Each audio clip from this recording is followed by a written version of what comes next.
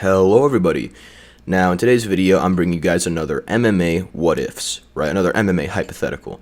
And a lot of you guys actually, a lot of people actually viewed the last one, and a few people have told me that they really liked the breakdown that I did on the video. It was MMA what ifs, Kevin Randleman versus Alistair Overeem. Now I have another pretty interesting MMA what if, which was actually scheduled to happen, but unfortunately never did happen.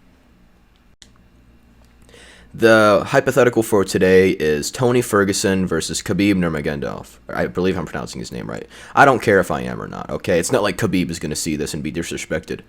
Khabib isn't going to watch this video and be like, "Hey, brother, you mispronounced my name." I don't give a fuck if I mispronounce his name, really.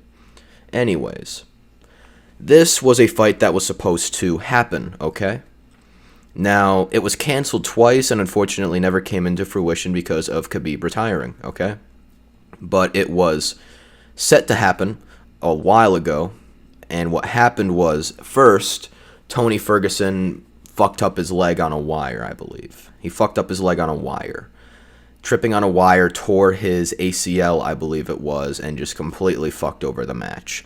Tony Ferguson healed, the fight was getting rescheduled to happen again, and it unfortunately never did. And that's because Khabib allegedly had to get rushed to the emergency room. But here's what I find very suspicious about that. When Tony Ferguson got injured, he did what you're supposed to do as a UFC fighter. You're supposed to contact the UFC, give them all the medical details about what happened and what went down and everything else. And you even speak to the UFC's doctor, okay?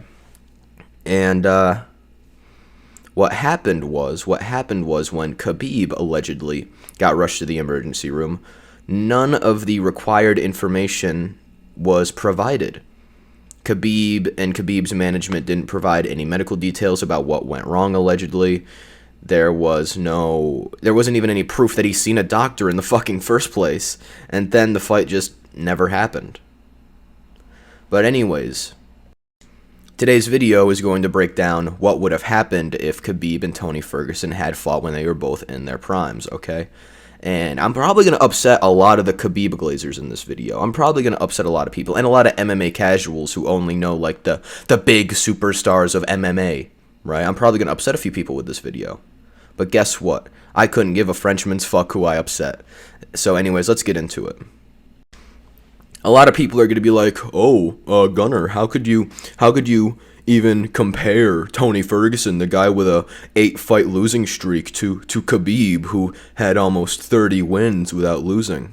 Okay, well, here's how I can compare them, okay? A lot of you MMA casuals or people who may be new to MMA must not remember or know about Tony Ferguson's 12-fight win streak. When Tony Ferguson had that win streak, his name, El Kukui, that translates to the boogeyman. Very appropriately so, by the way, because that motherfucker was just doing some real crazy shit, okay? And he was such an unorthodox fighter. He was a very unorthodox fighter with how he fought. But guess what? He still got the job done.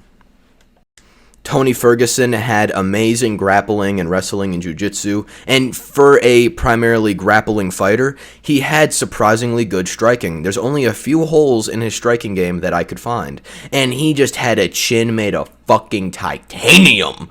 The motherfucker was just a beast, and I'm not going to take the food off of Khabib's table by saying this. Khabib was an amazing fighter as well. He was great. He had some of the best wrestling the UFC has ever seen, to this day even. But here's the only issues I have with Khabib, okay? He didn't have enough title defenses for me to consider him one of the greatest of all time. And he did, don't get me wrong, he fought a lot of amazing fighters too. But Khabib, most of the time, was fighting like tomato can fighters. People that if you punch them, it's like you just punched a can of tomato sauce, right? And it's just, for me, I can't consider him one of the greats because of that. He never fought well, he did, but he didn't fight too many fighters who genuinely opposed a big challenge to him. All right, I have nothing to do. And we can't really say how good Khabib's durability is because of the fact that he always just never got hit. And sure, you could say not getting hit is a very needed skill to be a high-quality MMA fighter, and while that is true, it's not because he was fighting great people and he was evading their punches and defending well. It was a lot of the time it was due to Khabib fighting just a lot of unskilled fighters all the time. And I'm not trying to disrespect any of the fighters that he fought. You know, there were some exceptions that put up a really good fight against him. But, you know, it's just Khabib wasn't, in my view, as great as everybody says he was. He was an amazing fighter and everything, but he isn't one of the greatest of all time, in my personal opinion. But I'm not going to discredit Khabib any further than this, because he is an amazing fighter. He had amazing wrestling. He had pretty good striking, too. But now, let's go into how they would compare in a fight. Now, Tony Ferguson and Khabib in their primes were amazing. They were amazing fighters. Now, how would a fight between them go? Well, you have to look at their fighting capabilities. Tony Ferguson, a lot of the time, he did lose the first round. That is something that was always very common with Tony. But it didn't really matter because he wasn't, like, getting battered too badly a lot of the time. Sure, he would take some monster hits every now and again. But it never shook up Tony, like, at all. Like, when that shit happened, it never really shook him up in a way that was too, you know, insane. And in my personal view, I feel as if Tony had a really good shot. But let's get back into Khabib. Khabib had top tier wrestling. He was one of the best wrestlers the UFC has ever seen, even to this day, with a few exceptions, of course. But his striking was very limited. He didn't have the greatest striking, but he did have good ground game when it came to ground and pound, and when it came to, holding people down and everything else. But to get more into Tony's capabilities, was he had amazing jiu-jitsu, which is a pretty good counter to wrestling. Jiu-jitsu is a really good counter to wrestling because, and Tony did have good wrestling too. He was a solid wrestler in the UFC too. And he, I would say Tony's wrestling wasn't as good as Khabib's, but it wasn't too far off of Khabib's capability of wrestling. But they had different styles of wrestling too as well, which is another thing you have to keep in mind. Khabib would go for trying to ragdoll his opponent and everything, and try and put them in holds and everything on the ground to prevent them from being, able to move, and they would get tired a lot faster, which is a big thing that Khabib would do. He would try and take advantage of them struggling on the ground to wear them out. That way he could put them into a choke and submit them, right? But with Tony's wrestling, he was going for takedowns to transition into a submission. Or he would try and get them onto the ground and then, beat the shit out of them on the ground, which Khabib did as well a few good times, but not nearly as much as Tony did. Now, if I had to guess, I would say that the first round would most likely go to Khabib due to Khabib using takedowns and everything else. And, because it doesn't even matter, like, let's say Khabib got like 5 takedowns on Tony, because Tony's going to get back up most of the time. Khabib went to take him down. It doesn't matter because point-wise, Khabib's takedowns would probably land him more points than Tony's striking, and Khabib's striking would also land him some points as well. So I would say that the first round would most likely go to Khabib. Going into the second round, I think you could see the same thing, except Tony's takedown defense is going to transition into a bit of a better field in terms of, him evading the takedowns as much. And let's say as well that Tony lands some good strikes on Khabib.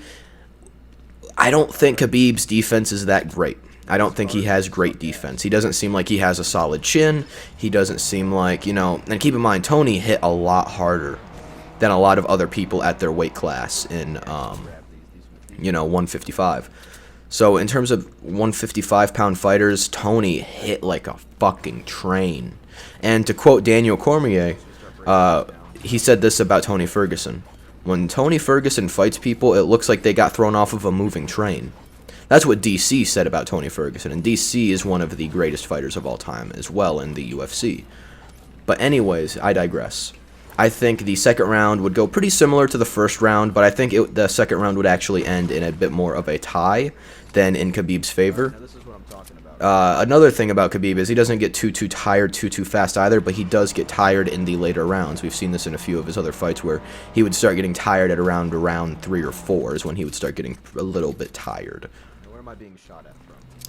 Now, going into the third round of the match, I feel as if the third round would go towards Tony. Because at this point, Khabib's going to start getting tired. Not too tired to the point where he cannot fight back, but tired enough to where Tony can start to move in a bit more, land some good striking, some spinning elbows, probably some solid kicks and everything else. Even though Tony wasn't that much of a kicker, he still, when he did kick, it would always inflict a lot of damage. Tony, I think, had some of the best pinpoint accuracy when it came to his striking in terms of landing very damaging shots in the organs, into the chin and jaw area, and everything else.